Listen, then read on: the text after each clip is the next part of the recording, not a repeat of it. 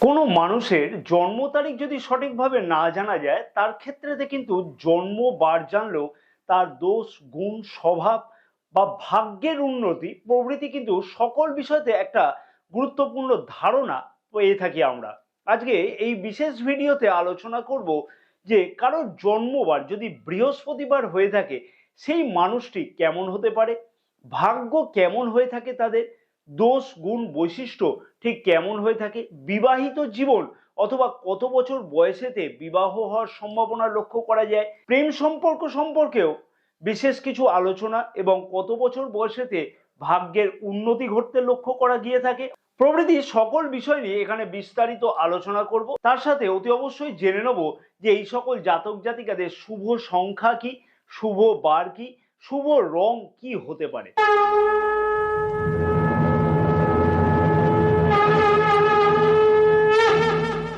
নমস্কার প্রিয় দর্শক বন্ধুগণ, আমি শ্রী পরাশর তোমাদের সকলকে জানাই সাদর অভ্যর্থনা তোমাদের এই প্রিয় চ্যানেল দ্য ডাইরেকশন অফ ডেস্টিনিতে। আশা করছি প্রিয় দর্শক বন্ধুগণ সকলে তোমরা বেশ ভালোই আছো। ভিডিও শুরুর পূর্বেই বলবো, যদি আমার সাথে কেউ পরামর্শ গ্রহণ করতে চাও তাহলে স্ক্রিনে যে নাম্বার দেওয়া আছে সেই নাম্বারেতে হোয়াটসঅ্যাপের মারফতে অ্যাপয়েন্টমেন্ট বুকিং করাতে পারো। এই সার্ভিস কিন্তু পেইড সার্ভিস। ভিডিও শুরুর পূর্বেই আমি একটা ছোট্ট অনুরোধ করব আমার প্রিয় দর্শক বন্ধুগণের কাছে, যদি চ্যানেলটা এখনো সাবস্ক্রাইব না করা থাকে তাদেরকে অনুরোধ করবো যে চ্যানেলটাকে সাবস্ক্রাইব করে নেওয়ার জন্য এবং পাশে থাকা বেল আইকনটিকে কিন্তু অতি অবশ্যই প্রেস করে অল নোটিফিকেশনে সিলেক্ট করে রাখবার জন্য।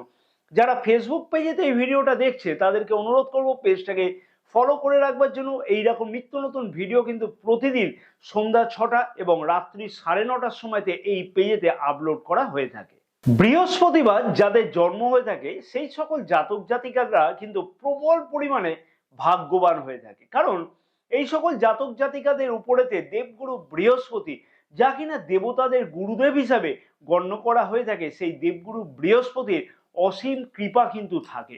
আবার জন্মকুণ্ডলীতে যদি দেবগুরু বৃহস্পতির স্থান উচ্চস্থ অথবা মিত্র রাশিতে থাকে অথবা কোনো পাপক গ্রহ দ্বারা যদি পীড়িত না থাকে, সেই সকল জাতক জাতিকাদের কিন্তু সৌভাগ্য খুব দুর্দান্তভাবে লক্ষ্য করা গিয়ে থাকে। সভ্য এবং শালীনতা কিন্তু এদের জীবনেতে খুব ভালোভাবে লক্ষ্য করা গিয়ে থাকে। সুউচ্চ একটু সামান্য গোলগাল চেহারা বা ফর্সা কিন্তু এরা হয়ে থাকে। কথাবার্তার মধ্যেতে বেশ কিছু মার্জিত ভাব কিন্তু এদের মধ্যে লক্ষ্য করা গিয়ে থাকে এবং ব্যবহারেতে যথেষ্ট পরিমাণে নম্রতা কিন্তু এদের ব্যবহারেতে লক্ষ্য করা যায়। সকলের সাথে সুব্যবহার অর্থাৎ খুব ভালো ব্যবহার করা, এটাই হচ্ছে এদের জীবনেতে মূল মন্ত্র। ভীষণ পরিমাণে পরোপকারী হতে লক্ষ্য করা গিয়ে থাকে এদের মধ্যেতে এবং যে কোনো কাজেতে সমাজেতে সাহায্য করব এদের মধ্যে কিন্তু একটা খুব ভালোভাবে লক্ষ্য করা গিয়ে থাকে।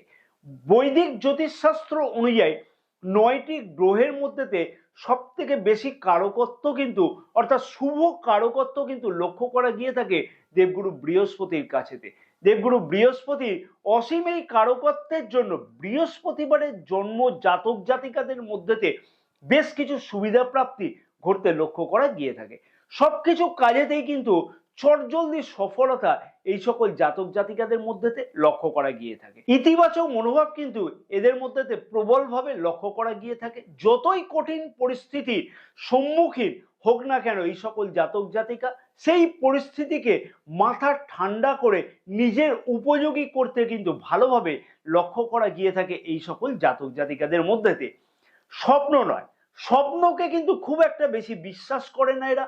এদের মধ্যেতে লক্ষ্য করা যায় যে বর্তমানকে নিয়ে বেশি চিন্তা ভাবনা করা, বর্তমানকে আরো কিভাবে জীবনে উন্নত করা যায় অর্থাৎ বর্তমানকে আরো কিভাবে উন্নত করা যায়, উন্নত থেকে উন্নততর করা সম্ভব হয়ে থাকে, সেই বিষয়তে কিন্তু এদের মধ্যে একটা গভীরভাবে চিন্তা ভাবনা থাকতে লক্ষ্য করা যায়। এই বাড়িতে জন্ম জাতক জাতিকাদের মধ্যেতে কিন্তু বিশেষ একটি গুণ লক্ষ্য করা যায় যা কিনা যথেষ্ট কিন্তু ঈর্ষাদায়ক। যে কোনো কাজ কিন্তু বিচক্ষণতার সাথে এদের মধ্যে লক্ষ্য করা গিয়ে থাকে, অর্থাৎ বিচক্ষণতার সাথে কিন্তু যে কোনো কাজ সমাপন করব সেটা কিন্তু এদের মধ্যেতে বিশেষভাবে লক্ষ্য করা যায়। কোনো কাজেতেই কিন্তু একদমই পিছিয়ে থাকতে পছন্দ করে না এবং অন্যকে কিন্তু বিশেষভাবে তার জন্য প্রভাবিত হতে লক্ষ্য করা যায় এই সকল জাতক জাতিকাদের দ্বারা। তোমাদের কথাবার্তাতে অর্থাৎ এই সকল জাতক জাতিকাদের কথাবার্তাতে এতটাই মাধুর্যতা থাকে এবং তার মধ্যে এতটাই জ্ঞান থাকে, তার মধ্যেতে কিন্তু তোমার কথার দ্বারা বিশেষভাবে প্রভাবিত হয় অন্যজনেরা। নতুন নতুন বিষয়তে একাধিক বিষয় জ্ঞান অর্জন করা, বই পড়া, এদের মধ্যে কিন্তু খুব দুর্দান্ত স্বভাব লক্ষ্য করা গিয়ে থাকে। জ্ঞান দেওয়ার ক্ষেত্রেতে তোমরা কিন্তু সবসময় আগে এগিয়ে থাকো। কোনো কিছু আলোচনা হলে সেই আলোচনাতে নিজের জ্ঞানকে যথেষ্ট বহিঃপ্রকাশ করে থাকো তোমরা। তবে মাঝে মধ্যে কিন্তু ভীষণভাবে মেজাজ হারিয়ে ফেলতে লক্ষ্য করা গিয়ে থাকে। স্পষ্টবাদী কিন্তু হও তোমরা, তোমাদের মধ্যে ভীষণভাবে লক্ষ্য করা যায় এই জিনিসটা।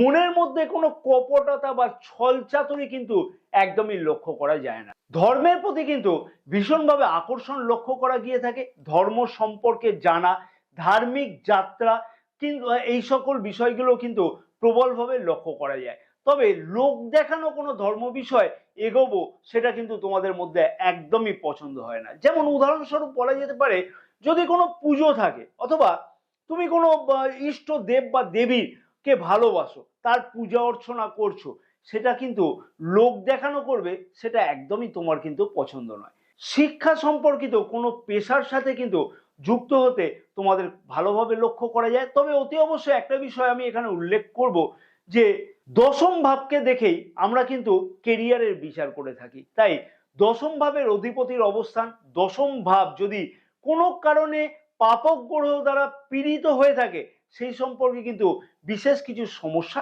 লক্ষ্য করা যায়। শিক্ষক, বিচারক, কাউন্সিলর, লেখক, পুরোহিত, ধর্ম প্রচারক, প্রকাশক, সাংবাদিক, ব্যাংকিং অথবা ফিনান্সিয়াল অ্যাডভাইজার অথবা জ্যোতিষবিদ, এই সকল পেশাতেও কিন্তু দুর্দান্তভাবে উন্নতি এই সকল জাতক জাতিকাদের মধ্যে লক্ষ্য করা গিয়ে থাকে। জন্মকুণ্ডলিতে যদি দেবগুরু বৃহস্পতির অবস্থান ভালো থাকে, তাহলে কিন্তু এরা ভালো গণিতজ্ঞ হতে পারে, অর্থাৎ তোমাদের মধ্যে কিন্তু একটা ভালো ট্যালেন্ট এই বিষয়তে লক্ষ্য করা যায়, অথবা ভালো জ্যোতিষবিদ হতেও কিন্তু লক্ষ্য করা গিয়ে থাকে।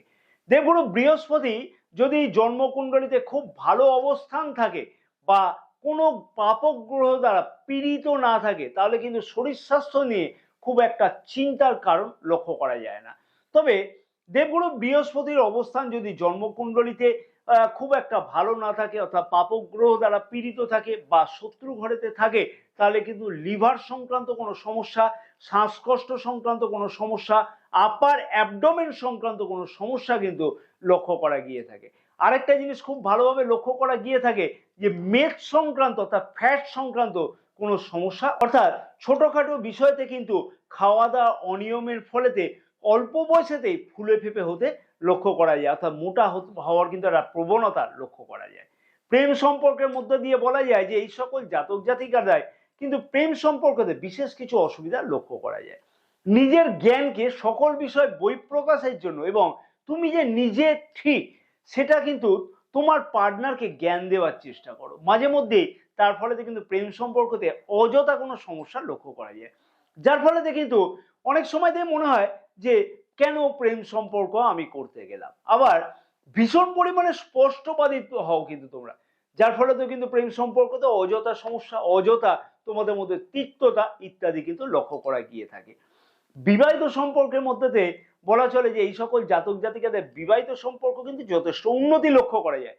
তবে একটা জিনিস কিন্তু বিবাহিত সম্পর্কের মধ্যে প্রবলভাবে আমি আমার প্রফেশনাল লাইফে এতে লক্ষ্য করতে পেরেছি যে তোমরা কিন্তু তোমাদের লাইফ পার্টনারের উপরে এটা দেখবে যে অযথা কিন্তু বিশেষভাবে একটা ডোমিনেট ক্রিয়েট করতে থাকো, অর্থাৎ তোমার লাইফ পার্টনারকে তুমি বোঝানোর চেষ্টা করো তুমি কিন্তু সঠিক, তুমি কিন্তু জ্ঞানী, তুমি কিন্তু সব বিষয় জ্ঞানে বই প্রকাশ করো, এটা কিন্তু ছোটখাটো বিষয় লক্ষ্য করা গিয়ে থাকে।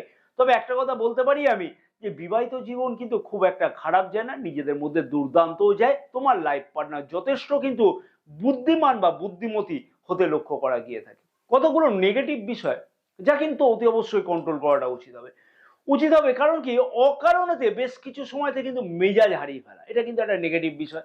অযথা নিজের জ্ঞানের বহিঃপ্রকাশ অনুপযুক্ত জায়গাতে করে ফেলা, ভবিষ্যৎ নয় বর্তমানকে নিয়ে চিন্তা করা, ছোটখাটো এই বিষয়গুলিকে যদি একটু কন্ট্রোল করে নেওয়া যায় না, তাহলে কিন্তু তোমাদের মধ্যে একটা দুর্দান্ত উন্নতি অতি অবশ্যই লক্ষ্য করতে পারবে।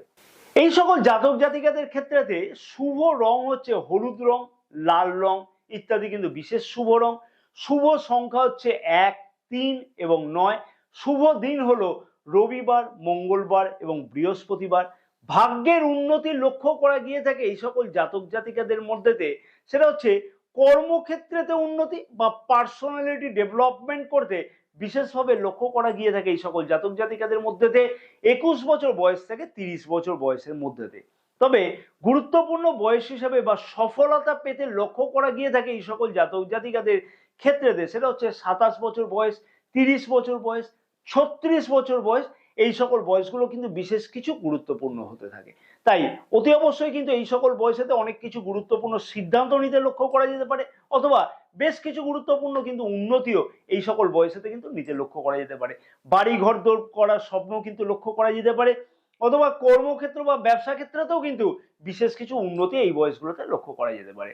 আমি এখানে কিন্তু নেগেটিভ পজিটিভ নয়, যেটা অরিজিনাল বিষয় দেবগুরু বৃহস্পতি কৃপাতে বৃহস্পতিবারেতে জন্ম হলে জাতক জাতিকাদের কি ঘটতে লক্ষ্য করা গিয়ে থাকে, অতি অবশ্যই সেটাকে আমি চেষ্টা করলাম যতটা পারলাম অরিজিনালি ফ্যাক্ট বলে আমার কিছু পার্সোনাল এক্সপিরিয়েন্সকে শেয়ার করলাম।